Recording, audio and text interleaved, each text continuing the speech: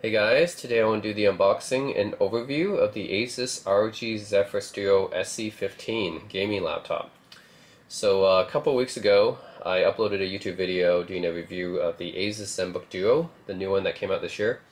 And in that video I said I was really impressed about the second display and how it lifts off the keyboard. It's very unique. I love that design feature and how Asus did that. But in that video I said that if you wanted even more power, you can move up to the Asus ZenBook Pro Duo, which has an RTX 3060 I believe, or 3070, and you'll get even more power off of that, and you get an OLED display as well. And I also said that if you want to do more gaming, then maybe you can look at the Zephyrus Duo as well, since this one is meant more for gaming.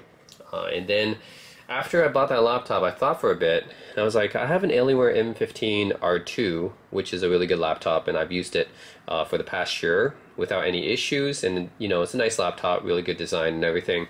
And then I have the Asus ZenBook Duo that I bought as well, which I use for multitasking and things like that. And I just thought, why not combine these two into one laptop, right? Why not have one laptop that can do gaming and the multitasking, right?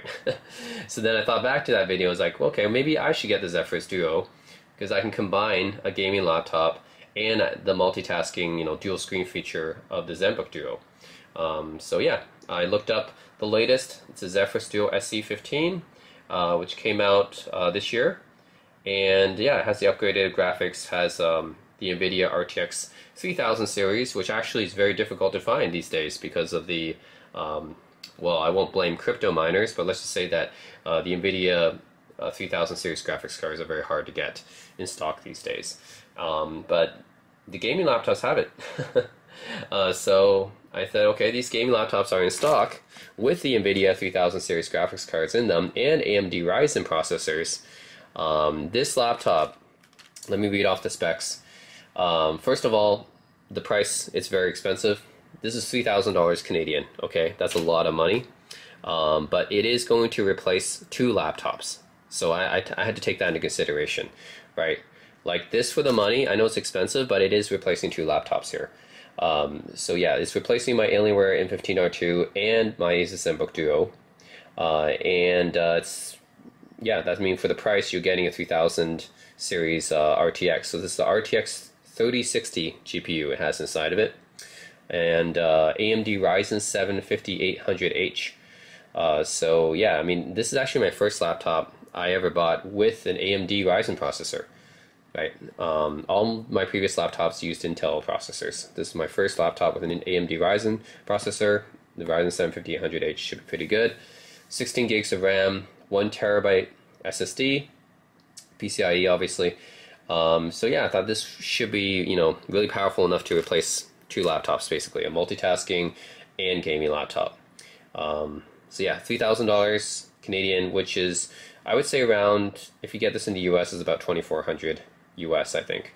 So yeah, very expensive, but it is going to be doing a lot for me. So, all right, so let's get on to the unboxing here. First of all, in the box, the AC adapter actually came separately. So this is the main box for the laptop, but the AC adapter actually came in another box separately outside of it. So you have a big AC adapter here, and yeah, that's what you get. The AC adapters comes outside. Now, this isn't fully going to replace the portability of my ZenBook Duo, right? So if you guys need something that's portable, the ZenBook Duo is still better. This is not a 3.3 pound Ultrabook. This is a 5.6 pound gaming laptop now. So this is more on the gaming laptop side of things when it comes to, you know, the portability and the weight. But it is what it is because, you know, I wanted this to replace my gaming laptop. So I kind of had to give up on the portability aspect of things. But it's still fairly portable, right? 5.6 pounds. At least it wasn't however much my Alienware 15 R3 weighed, which I got back in 2016. I think that was like 7 pounds, 7.5 pounds or something like that. That one was really heavy. So this one is still better than that and gives you two screens. Alright, so the unboxing experience is a little bit different. This box here lifts up like this. This part lifts up like this. And then this laptop comes out like that. And this is to mimic the dual display coming out from the keyboard, which I think is really cool. I mean, look at this again, right? Oops. let's look at this again, right? So you lift up like this, and you lift up like this, and lifts up the laptop. That's pretty cool. Definitely one of the coolest unboxings I've done since the Motorola Razr Fold. I think that one was also cool unboxing. So yeah, this is a laptop. Fairly heavy, 5.6 pounds. I mean, it is a gaming laptop that has 2 displays, so not surprised there. What do we get here? Okay, this is probably some extra ad stuff. Dying Light 2. Okay, I'm not really interested in that game, but you do get a promotion for it, I guess. You get the warranty card, and then you get some basic instructions. Okay, so that's all that's in here. Why do they have to have such a big... None of these things are that big, right? They don't require this much space. I don't know why they need such a big kind of box for it. Packaging. Alright, down here you get a wrist pad, yes. Because just like in the ZenBook Duo, whenever you have 2 displays, right, the bottom display has to take up the top half of the keyboard. So it doesn't give you any room for a palm rest on the laptop. So that's why I don't think, no, on the Asus ZenBook Duo though, they didn't give you a wrist rest. They gave me a few extra things in that packaging, which is they gave me like a laptop stand, which I thought was really cool. But this one gives you a wrist rest, which is cool. I didn't get this in the ZenBook Duo packaging. So in the Zephyrus Duo packaging, they actually give you a wrist rest. That's pretty cool. It's like a rubber one. Yeah, it feels like rubber. And it says Republic of Gamers here. It's branded. But yeah, it's cool that they give you a wrist rest here, right? Because this one doesn't have a wrist rest or a palm rest because of, you know, the dual display. So it's cool they give you one in the packaging, which I didn't get on the ZenBook Duo. So it's cool the Zephyrus Duo SC15 gives you that.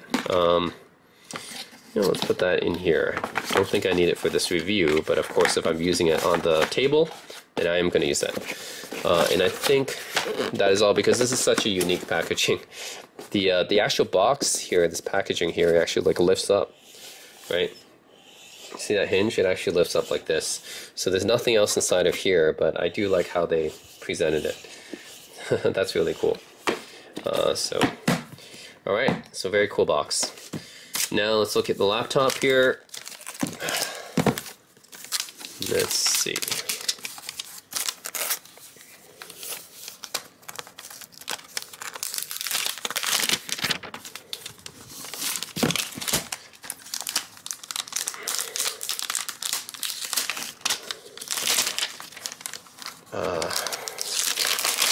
There we go. Okay.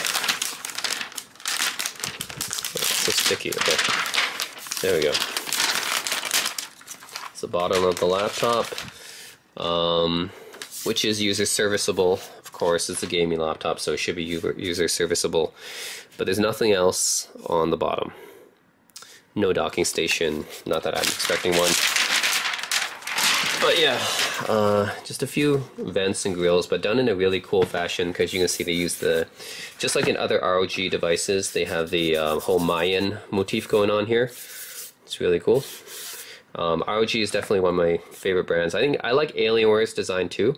I really do like Alienware's design, don't get me wrong. I think the ROG design is also cool. So I mean, they're both cool. But Asus to me is a little bit cooler because of this laptop, right? The dual displays and everything. Alright, so this is the ROG Zephyrus Duo 15 SE. You get active aerodynamic system, AAS plus cooling. Full HD 300 Hertz. Damn, that's really high.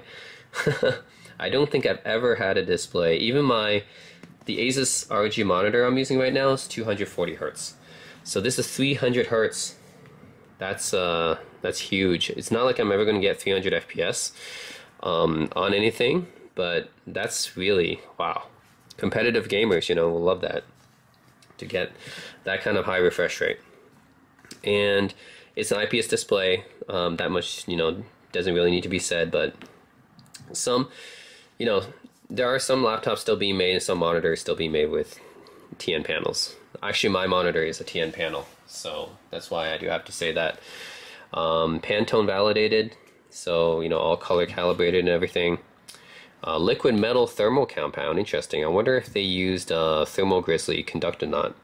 That's the liquid metal thermal paste that I know of.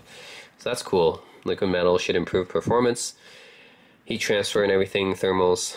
90 watt hour high capacity battery, of course, is a gaming laptop with 2 displays. I'm not expecting this to get good battery life, right? I mean, it's a gaming laptop, but on top of that, you have 2 displays, so I'm really not expecting good battery life here.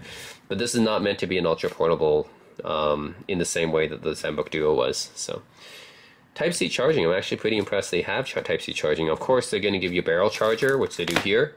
Right, they have the dedicated charger, which you should probably use this most of the time. But in case you're on the go, traveling, then you can use USB-C charging from like a power bank. Right, if you have a USB-C power bank, you can use that, which is cool.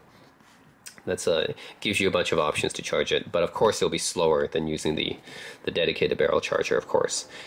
Dolby Atmos. This is a marketing thing. I do not believe any laptops can efficiently implement Dolby Atmos. Of course they can say it, but I mean, even some phones have Dolby Atmos like in their branding or whatever, and I just never believe that. Like, Dolby Atmos means you're getting, you know, high channels, right? On a surround sound system, it usually means you have at least a 5.1.2 system, right? Or 7.1.2 system. How can you get that out of a laptop? There's just no space for it. So it's just a marketing thing. I mean, of course, the sound, probably a little bit better, but I'm not expecting, you know, don't expect height channels out of this. And then the second screen, right, of course, for gamers, streamers, content creators.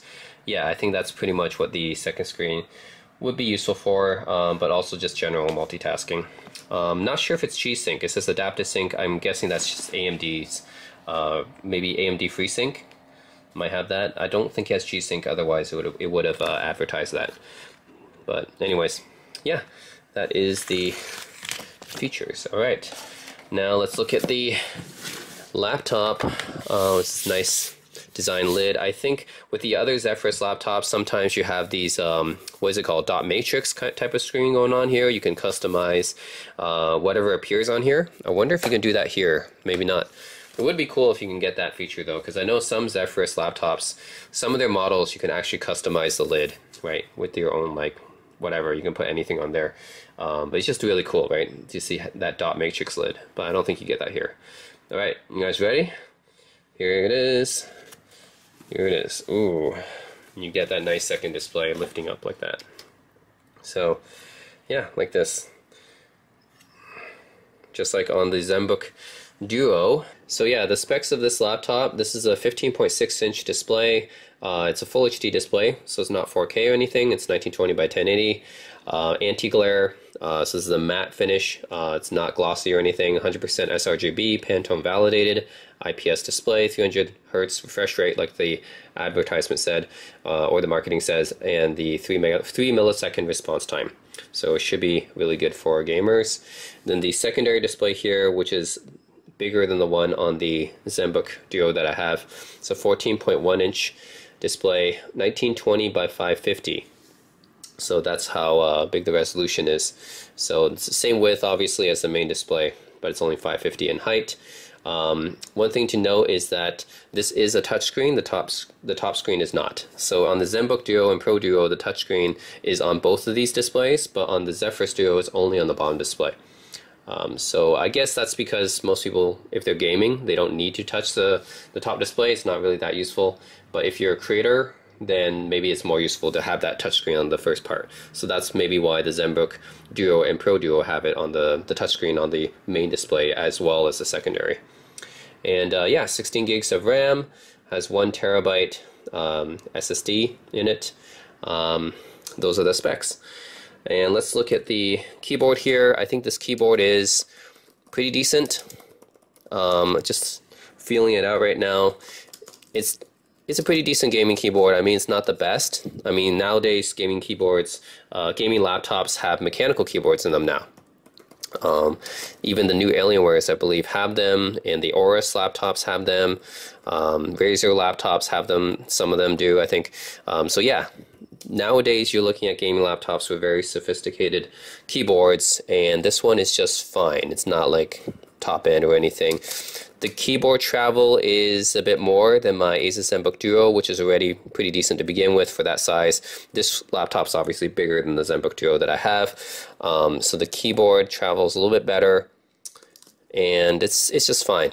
The travel is not as deep as my Alienware M15. So Alienware actually advertised their laptop keyboards to be pretty deep in travel, I think like 2.2 millimeters or something like that. This is definitely not that. So this is not as deep as my Alienware M15. But it's still okay, right? Like you can still type reasonably well on it or anything. Could be better, but could be worse as well. Just a perfectly fine keyboard.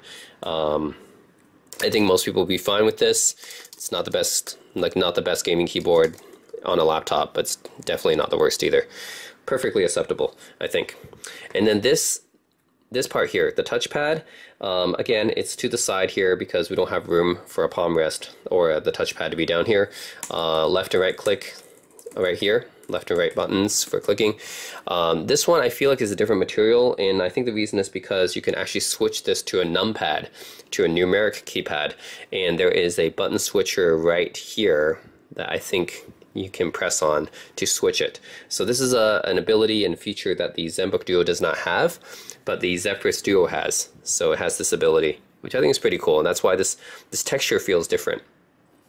Yeah, I mean, it's definitely touchpad, but you can also see that it's a little bit different. It's like a display as well. That's because I can switch to a numeric keypad. And the 4 buttons up here, power buttons right here on Zephyrus Duos and ZenBook Duos as well. And then these ones I think are related to a dual display, and this one might be a launcher for the ROG app. So we'll have to test that out. Yeah, AMD Ryzen processor. This is the first time I've had a Ryzen processor on a laptop. I've had only Intel Core processors on my previous laptops. This is the first time I have an AMD Ryzen processor. This is a Ryzen 7 5800H, and I believe it has 8 cores. So yeah, it should be pretty speedy. Yeah, it says here 8 cores.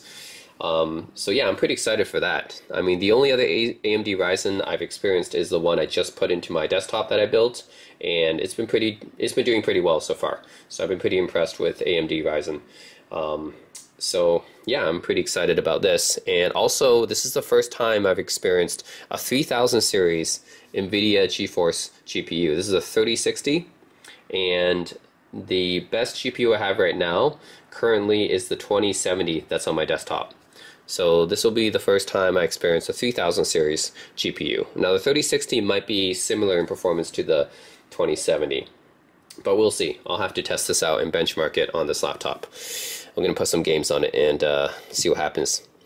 Alright, so that's it for the display, specs, and the keyboard. Now look at the ports, nothing on the front here. So on the left side here, you have the fans right here.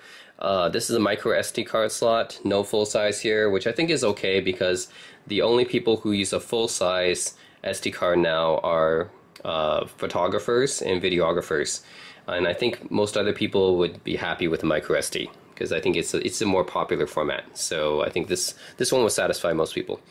And then the DC barrel in here is for the DC charger. Of course, you can charge this with USB-C as well, but this one is going to give you more power. So it's the preferable one if you're going to be staying at home and using this, which is how most people will be using this, I think. And this is the headphone microphone jack.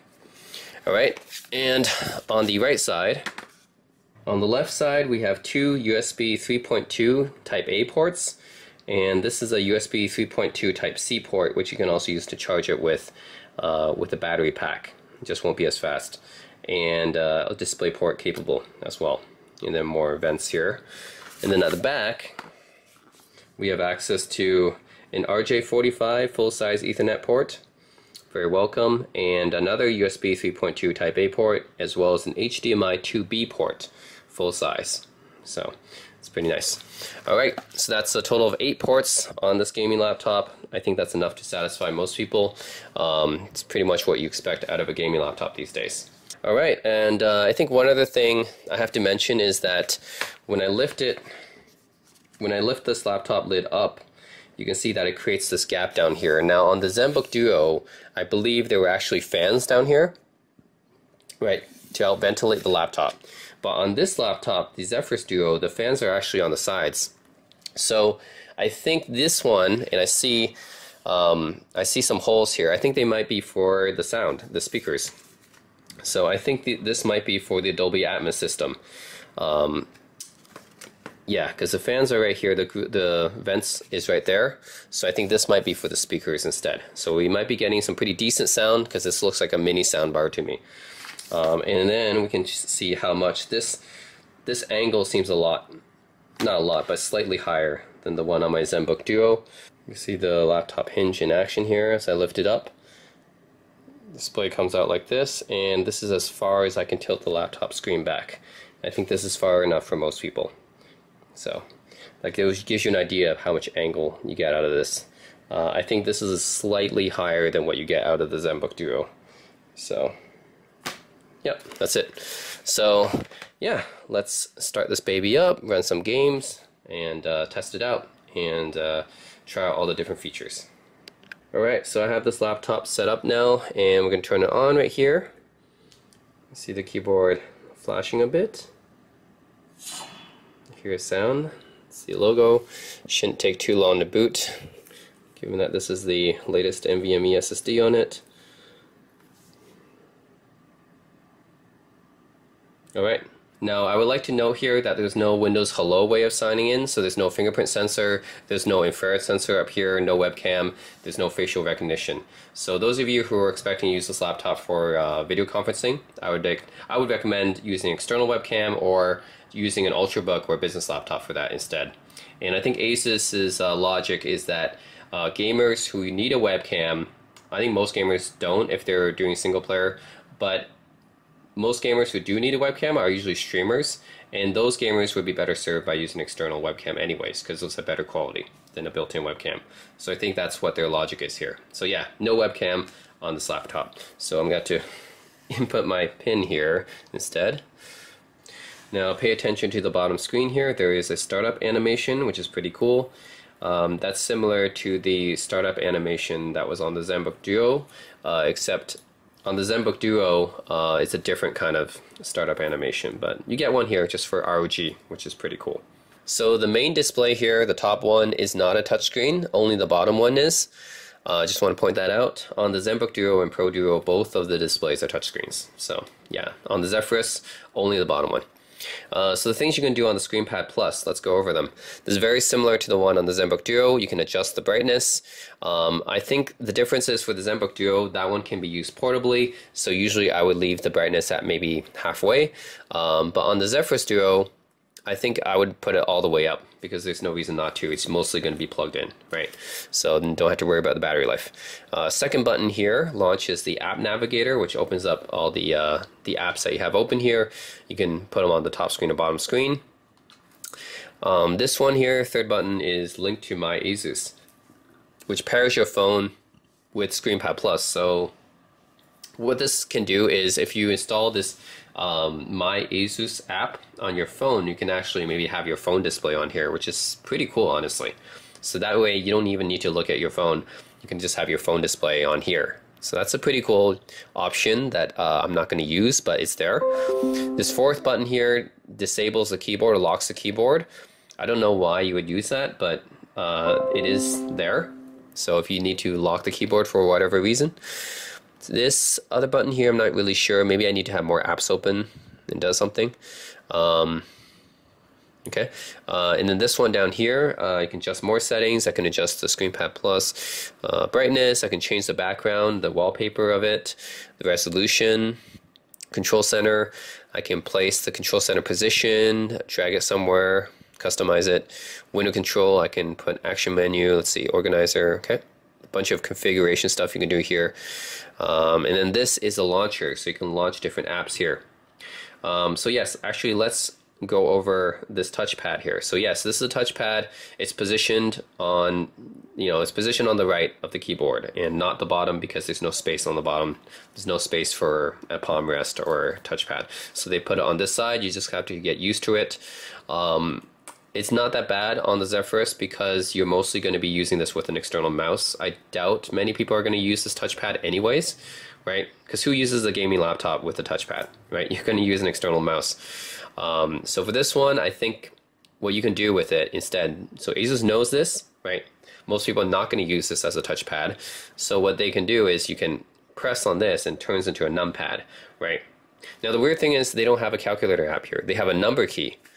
Now, why would I need to use the number key if I could just turn this into a touchpad, right? Like, okay, this is a number key. I'd rather this be a calculator, right? I don't know why I need this number key when I have this. It's not very useful. So let's just start up the calculator here. So yeah, now I can use this as a 10 key numpad, which is a lot easier to use than the number keys up here. Anyone who has used a separate numpad knows that it's better, right? So if you need to input numbers, this is a lot easier to use, although it is fully touch and not tactile. But still, it's there, right? You can use this as a numpad because Asus knows most people are not going to use this as a touchpad. So it's good that you have that option. You can turn it off if you want and have the touchpad back if you want. And then this button here actually brings up the Asus Command Center, or what they call the Armory Crate. That's their name for it. So you can see all sorts of stats about this computer. The CPU, frequency, usage, temperature, voltage, the GPU stats as well, frequency, usage. Very cool. Memory storage, fan speed. I wonder if you can adjust that as well. So a lot of configuration you can do here, maybe to overclock it. Then you can adjust configurations, Windows key, ROG key, touchpad, boot up sound, panel overdrive, what the secondary touchscreen does. So it's a game library, stuff like that. Okay, a lot of things you can do here. And then you can adjust this to be silent, performance mode, turbo mode, manually adjust the performance. Then you can see the system. Okay, this is GPU power saving, iGPU mode. You can turn this into integrated GPU mode to extend battery life. I guess if you to use this, for whatever reason, if you want to use it, I mean, it is a laptop, so you can use it wherever, right? It's not going to have good battery life because it's a gaming laptop. But if you do need to use this away from the wall, then you can turn on this mode to extend your battery life. Lighting here, you can change the lighting. This is the Asus Aura Sync. That's their lighting software. The audio, your resource monitor right here. You can also look at it from Task Manager. You guys can see there is 8 cores and 16 logical processors here, which maybe you guys can't see very well on the screen. But the Ryzen 7 5800H is pretty cool. Yeah, it's 8 cores, 16 logical processors. This is definitely the fastest processor I've ever owned in a laptop. I mean, just everything is very, very fast and speedy. First of all, this display is incredibly fast because it's 300 Hz refresh rate, right? You guys won't be able to see this on the video, but it's extremely fast. And the CPU is just so snappy, right? It's Ryzen 7 5800H, definitely the most powerful CPU I've used on a laptop. Extremely snappy. Never experienced any lag or slowdown whatsoever. You can do Aura Sync here for the lighting controls, game visual. So this is the same software you would find on an Asus monitor.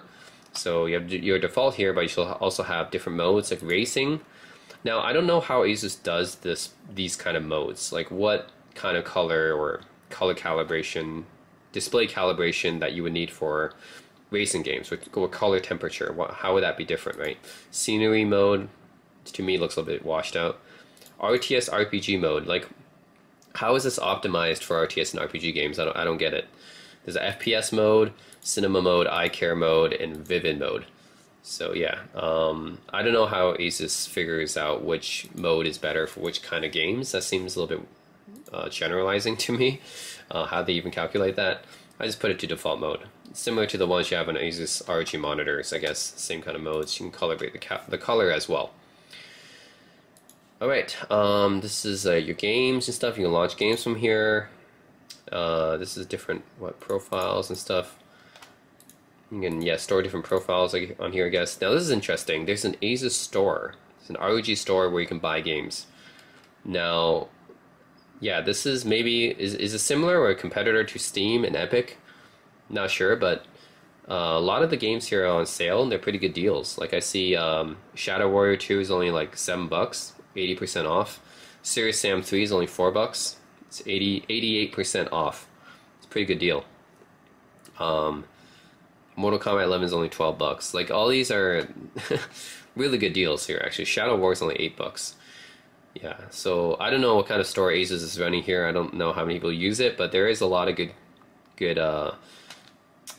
deals on here, I think. Yeah, like everything here is like below $20. Well, not everything, but most of the games here look like they have massive deals and discounts. So I don't know. I guess they have the store here, and you can find a lot of good sales on here and deals. I guess there's recommended, redemption. If there's a kind of point system or something like that. I don't know. And then there's news. So there's an Asus news feed for whatever reason. If you want news feed, there it is for Asus News. If you're that much of a hardcore Asus fan. All right. Let's see. This second button here, this enables the second screen, disables the second screen, so you can actually disable it. Now it's off. Right, I can enable it. Okay. So again, since we're mostly going to be plugged into power here with this laptop, I don't see any reason to disable it. But if you're, say, using this outside on battery power, then maybe you might think about disabling it.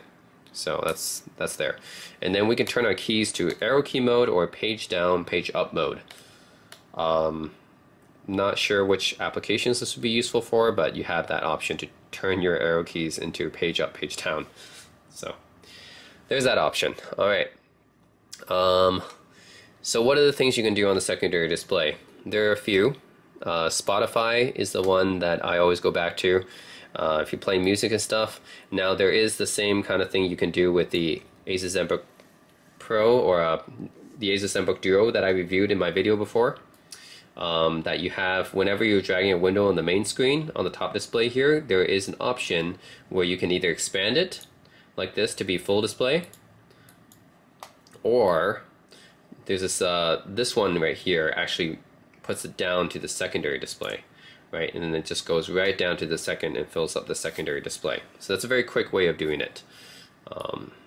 Yeah, and then if you want to go back up, you can put it back up like that. So very easy to switch between displays here. Go up or down, like that. And let's see, you can also, yeah, that just fills it up to the secondary or to the full, yeah, the full display of the first main display. Okay, interesting. All right, so yeah, that's some of the things you can do. Let's see, we can play some music here. Let's touch it. All right, let's try some music. The Dolby Atmos right now. Okay, I believe it is coming from here. So the sound is coming from here. It's like a mini sound bar here, which is pretty cool. Yeah. So obviously it's not like a full Dolby Atmos setup equivalent to your home theater setup or anything, but I will say one thing is that it's pretty good for a laptop. Considering that this is a laptop, it sounds pretty good.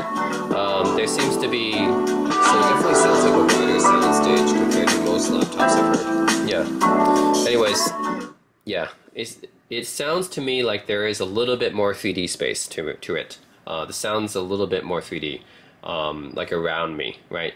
And that's what Dolby Atmos is supposed to give you, that perception of height and surround and everything, envelop you in the sound, right? From different perspectives, right, around you.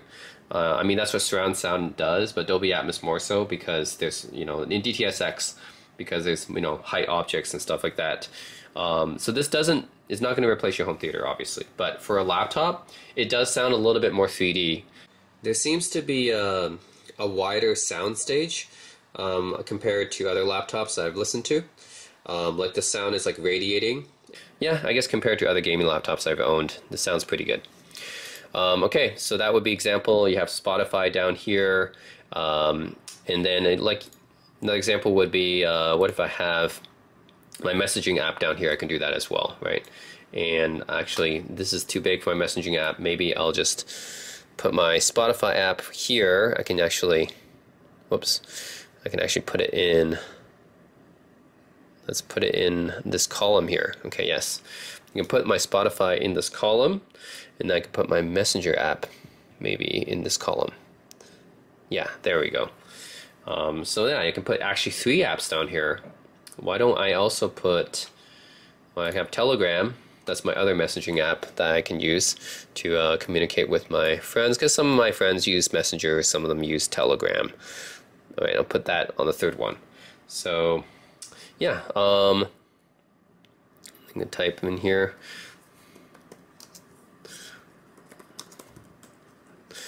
Yep, so the keyboard's actually not bad.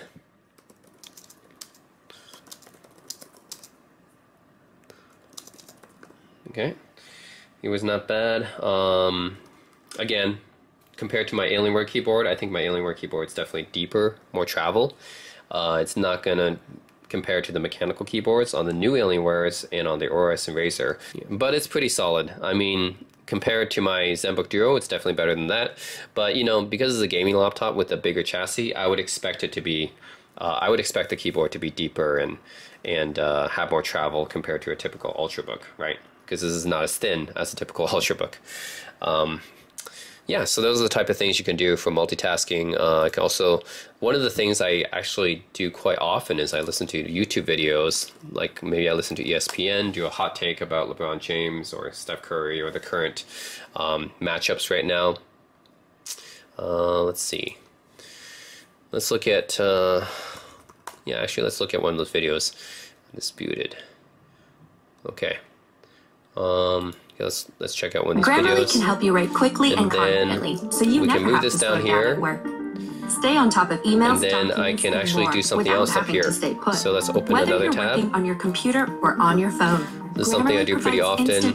Like maybe I'm on Facebook or something like that, or maybe I'm on Reddit. Corrections make your writing Yeah, maybe I'm scrolling through Reddit while keeping it on short, the top main sweet. display. So yeah, on my main display here, I could be, you know, like scrolling through Reddit, or I could be watching an NBA game. And I can be listening to the analyst talk at the same time, right? So let's see. The NBA analyst Chris Broussard I could be listening right to now. the analyst talk at the same time. I could be watching the game on top. I could be looking at Reddit on top. Keep the Lakers from repeating his chance. You know, seeing what people say about it, or on Twitter. You know, so there's any number of situations I can do with 2 different Chrome tabs or browser tabs here. The regular season with it, you know, until that final tweak of the ankle. Yeah. So that would be another example of something I could do here, or I could be listening to music on YouTube as well, right? Those are the things I would say I would typically do when I'm multitasking. Is I have a bunch of different browser tabs open. I can have Facebook open, some social media stuff, Twitter, Instagram, Reddit. And then down here, I would have some music playing from YouTube, or I can be listening to an analyst, you know, talk about something. Yeah, that's the type of thing I would do. I could be watching a basketball game on top, you know, while listening to the live by live, you know, reactions or something like that. So any number of things you can do with 2 different browser tabs. That's how I would use this second display here to be productive, I guess. Of course, you can also use it for streaming. So if I open like Twitch Studio here, now this I don't have there's no webcam on this laptop, so you would need an external webcam here for streaming. But yeah, this is Twitch Studio, right? Yep, so no webcam, but you would need an external one, and then you'll be playing your game on top, and then you can just put Twitch Studio down here on the bottom, and then you can have your chats here, right? So people will be looking at your stream, you know, you can look at the messages down here, and you can have the game, you know, just streaming up here. So that would be another use case, right? I just got into streaming, by the way. I know I don't really do that much Twitch these days. But sometimes, you know, I play some games with my friends, and I might be like, okay, let's just stream it, see who watches it. Maybe no one watches it, but you know, it's just for fun. So yeah, that's why I have Twitch Studio. So I don't know, maybe somebody might watch it. But yeah, my friend is typing stuff. So yeah, he's like my friend Eric. If you guys watch my YouTube videos, we do podcasts, and he's really knowledgeable about basketball, and he's really into basketball and stuff like that. So he'd be like live texting me stuff about the game going on, so I could be watching the game on the main display and just talking to him about the game while it's going on the bottom display here. So there could be some different use cases here, and or listening to Spotify. So yeah, those are some different use cases I would personally use for these 2 displays. Alright, now let's try the gaming. So with the gaming performance, we got a 3060 on here, right? Now, I'm not actually sure how it compares to the 2070. So let's run a few games and see how it does. Let's do Crysis Remastered first. This, to me, is the appropriate game to run for benchmarking, because it's Crysis. Except it's remastered, so it's actually, you know, the modern version of the game. And we can use it for the benchmarking. Alright, there we go. Alright, let's see how this computer runs Crysis Remastered.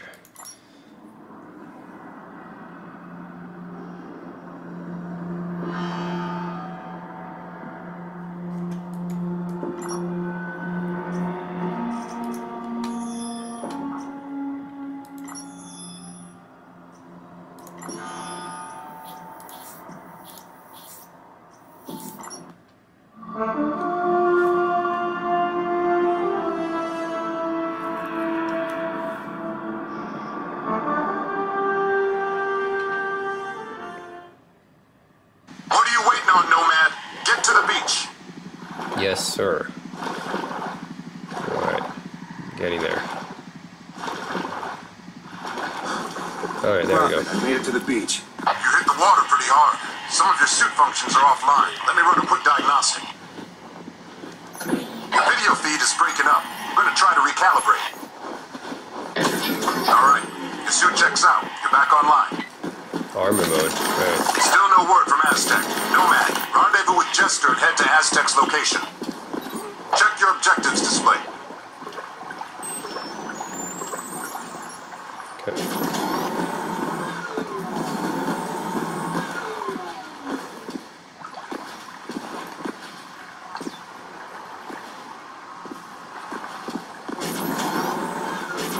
Make sure your silencer's attached.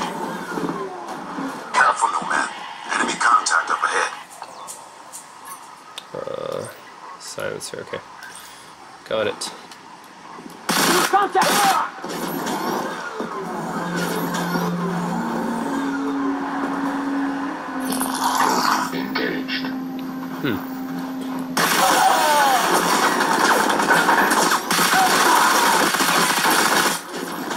Alright, now I know this is only full HD resolution, and this has a 3060 in it, but it performs about as well as you would expect. 100 to 150 FPS. I mean, that's really good. I'm caught up in the trees. It's really taking advantage of a high refresh rate.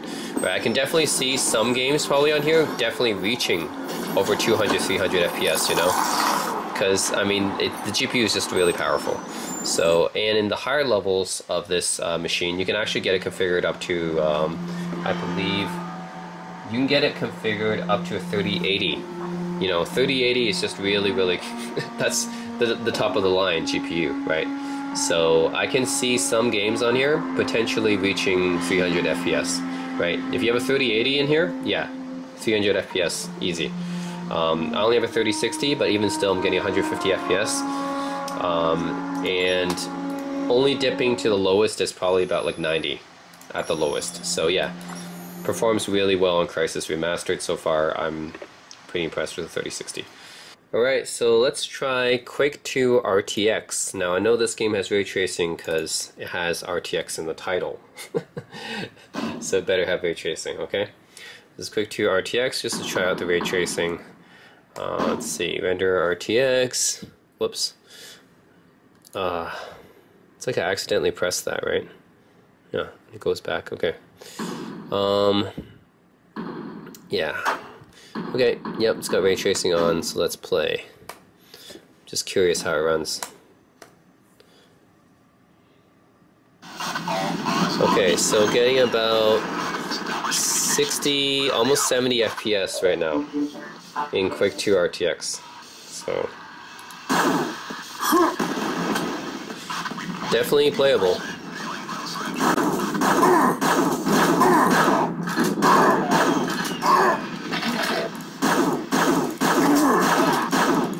Yeah, so 60s FPS.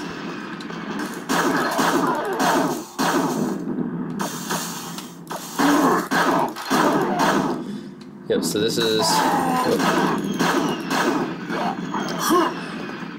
with ray tracing turned on. So yeah,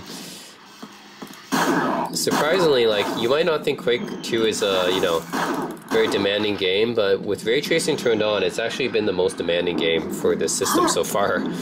I mean, all the other games we played, right, I was getting over 100 FPS pretty easily.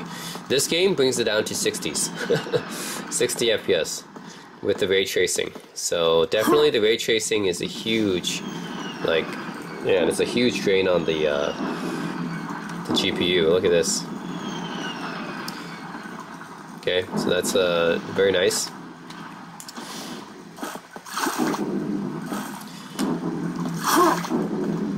Alright, so yeah, that's Quake 2 RTX. Getting about 60s FPS, 63 FPS right now. So definitely the most demanding game for the system so far because of the ray tracing. Alright, next up, let's play Control.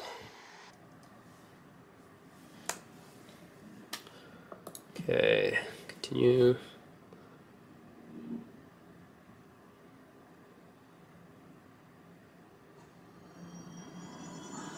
Alright, where's my Fraps? Where's my Fraps? Fraps is running, right? Why is it not running here?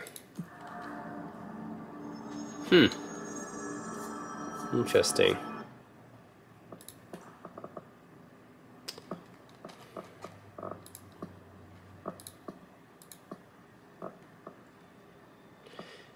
Video, let's turn on DLSS and VSync. Oh, interesting. Texture filtering shadow resolution set to low. Let's put that at medium. Put everything in medium and see what happens. And now we have ray tracing on as well. Huh. Okay, now Fraps doesn't seem to work in this game, so I can't seem to get an FPS in this game. Alright, so right now all the graphical settings are at medium and the ray tracing level is medium, and of course definitely still playable. So I wonder, what if I set everything to high now? So let's set, so we got DLSS on, VSync on. Let's set everything to high, and let's set ray tracing to high as well. This should be pretty tough. Alright. And still running, wow. Okay. So definitely 3060 is pretty impressive. I just set everything to high, right? Yep, everything to, let's render resolution, independent of your monitor's resolution. Why is this set to 1280 by 720? Okay. Interesting. Okay, well, everything's set to high. DLSS is turned on. Ray tracing set to high. Still very playable. And by playable, I mean greater than 30 FPS, of course. I don't know the actual FPS going on right now. There it is again. Our welcome message.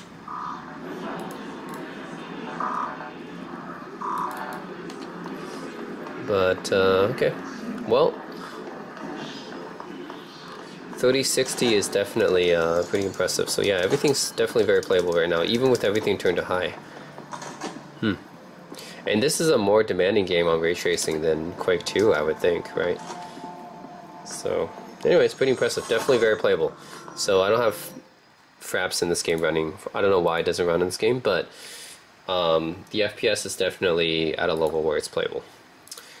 Alright, so that's Control. Alright, so now let's play Assassin's Creed Valhalla. This game came out fairly recently. Pretty good graphics, and should be another good test for the system.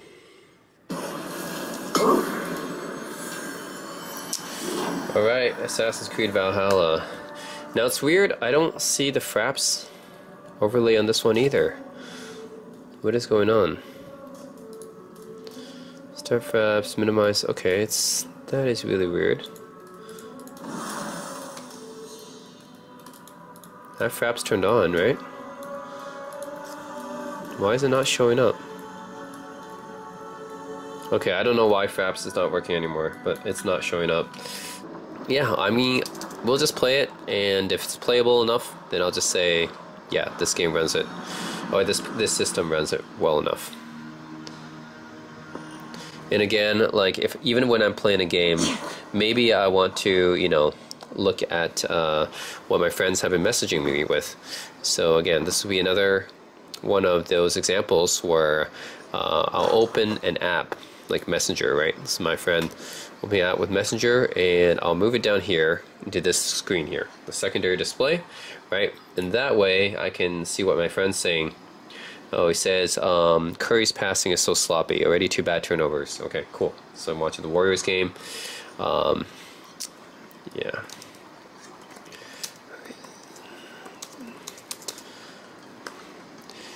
Yep.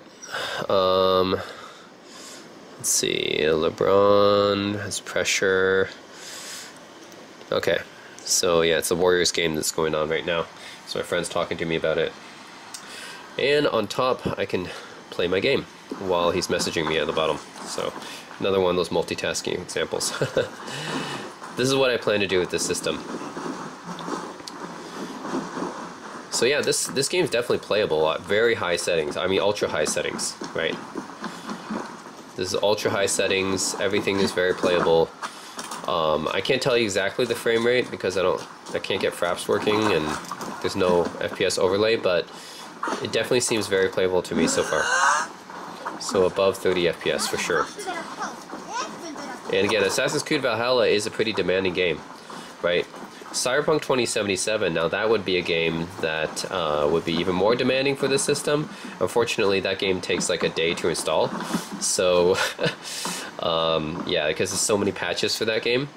So I chose not to test that game with. But Valhalla still, I mean, this game's beautiful, right? Very beautiful and still pretty demanding. You can hear the fans spinning. Yeah, definitely the fans are working on this one.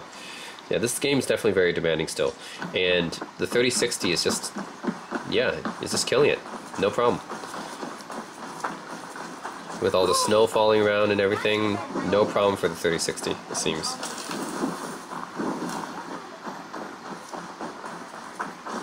And type my friend.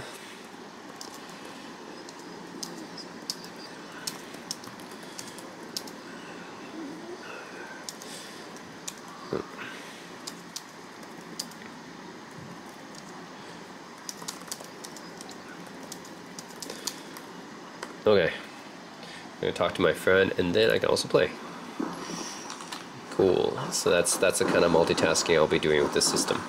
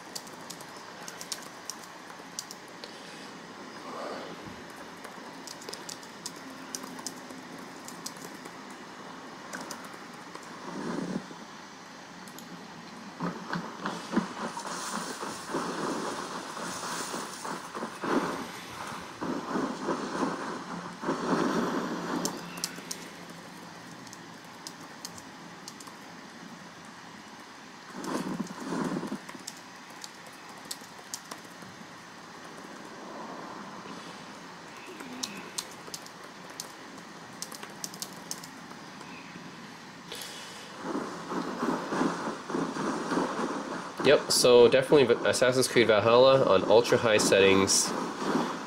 Very, very playable. I would say, I don't know, I can't detect the FPS, but 40s, 50s, or higher. Very, very smooth. It's definitely not past 100, that's for sure, but maybe even 60. Although I think it's a little bit below, maybe, I don't know. 40s or 50s, I would think. It would be nice to have an FPS counter, but that's what I'm guessing. It's definitely like at least 10 FPS above 30. And very beautiful, gorgeous. Okay. Yep. So the 3060 is just slaughtering everything I throw at it so far. So this machine is very powerful. And this is the lowest tier of this machine, right?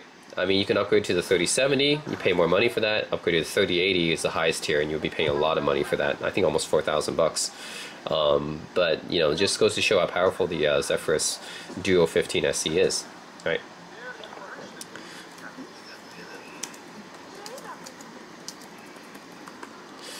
Alright, so I think we're done here. Yep, so that's my impressions of the Asus Zephyrus Pro Duo 15 SE. This is a very great laptop, not just for gaming, but in general, I think. Of course, it's not an ultra portable. That's the difference between this and the ZenBook Duo. Is the ZenBook Duo is an ultrabook that also has a dual screen, right? That's what kind of makes that one unique. This one is not as portable. It weighs 2 pounds more, a little bit more than 2 pounds more. Obviously bigger as well, but it's also way more powerful. So I think the main competition for the Zephyrus Duo 15 SE is the ZenBook Pro Duo UX 582. That one, we don't really know the pricing yet, but I can assume that it would be probably similar to the previous generation ZenBook Pro Duo, which would mean that these two laptops would be around the same price. So they would both start around like $2,400, $2,500 US and go up from there, right? Because both of these can get pretty expensive. Both of them have dual displays, and now both of them lift up. The second display lifts up from the chassis. The main differences, I would say, so it really depends what kind of display you want. I think that's the main difference between the two, is the ZenBook Pro Duo comes with a 4K OLED display. 4K is the base option model, whereas for the Zephyrus you have to upgrade to the highest model to get 4K. Also, it's OLED, right? So you can get better contrast. Also, the main primary display is a touchscreen, whereas on the Zephyrus it's not. So that's the biggest advantages I would see of the ZenBook Pro Duo, right? It's the 4K OLED display that's also a touchscreen. If you need that, then go for the ZenBook Pro Duo. Now, the Zephyrus Duo's advantages, I would say, is the display has a high refresh rate. So the bottom two models come with 300 Hz refresh rate, which obviously the ZenBook Pro Duo can't match. When you go up to the 4K, you drop down to 120 Hz, but still, right, that's a pretty high refresh rate. Also, I believe the Zephyrus Duo has better speakers, so it has a Dolby Atmos, that mini soundbar that you see there. That's something that the ZenBook Pro Duo doesn't really have. I mean, it has okay speakers, but I think the speakers on the Zephyrus Duo is probably better. And yeah, I mean, the second screen lifts up from both of them, but because of the speakers, I think that's why you see the Zephyrus Pro Duo, the screen's a little bit farther away. The second screen at the bottom is a little bit farther away from the top display. And I think that's just, yeah, that's because of the speakers.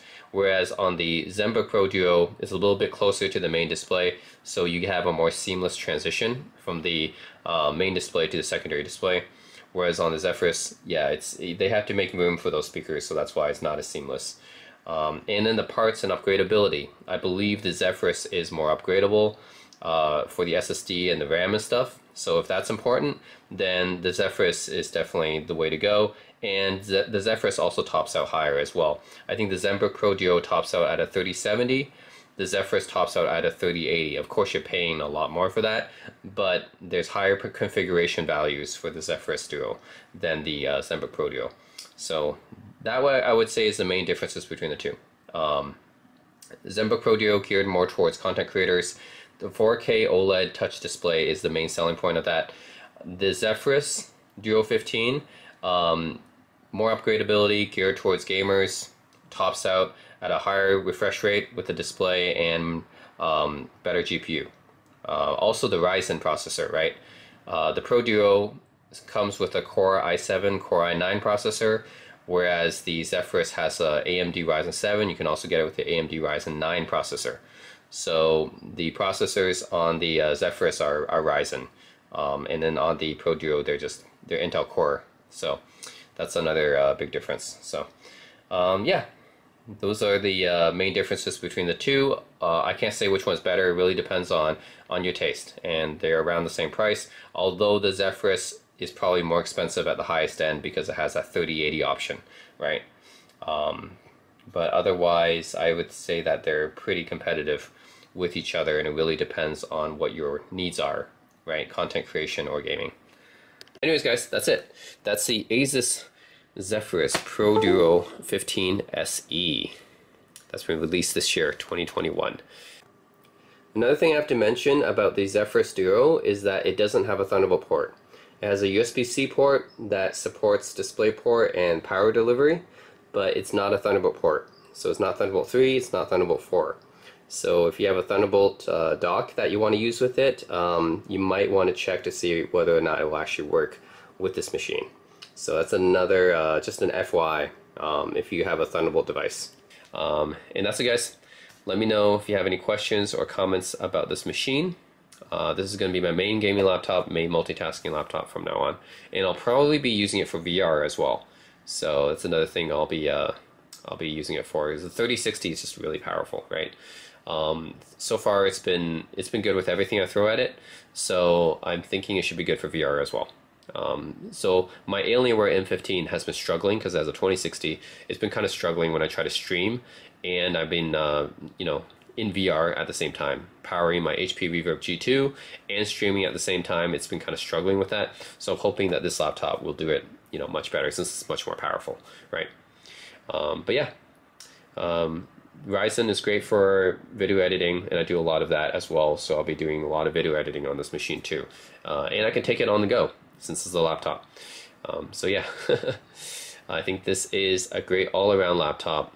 Not super portable. That's what the ZenBook Duo is for, but still portable enough, right? Still 5 pounds, 5.6 pounds ish, and it's not the thinnest laptop, but it's definitely thinner than laptops of old, right? Remember, I had the Alienware 15 and Asus ROG G751, 17-incher. Like, man, those are beasts of a laptop, right? And I think the Asus ROG G751, that one weighed like 10 pounds or something like that.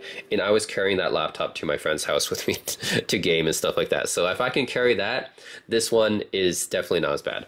So still portable enough. So anyways, guys, that's it. As always, thanks for watching.